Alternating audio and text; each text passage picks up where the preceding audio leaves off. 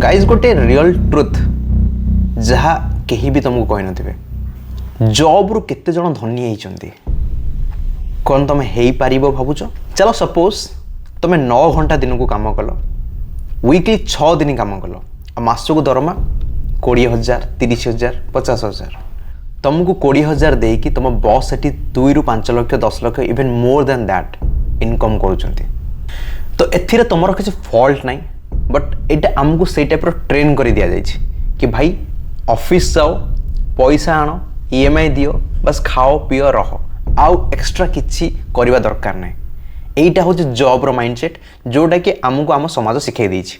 तो एक्चुअली जो माने रिच क्लास रो पीपल से माने कौन करंदी तो रियलिटी हला से माने बहुत न्यू स्किल को शिखंदी न्यू इन्वेस्टमेंट करती नुआ फ्रीलांसिंग करती प्रोडक्ट सेल करती ई बुक सेल करती बहुत गुड़ा डिफरेंट थिंग्स से ट्राई ऑन करती जोटा कि आमे केवल जॉब ही करूँ आ जो रिच पीपल बहुत इनकम करती आ बहुत कम टाइम रे कहीं पैसा काम करे ना कि से माने काम करती।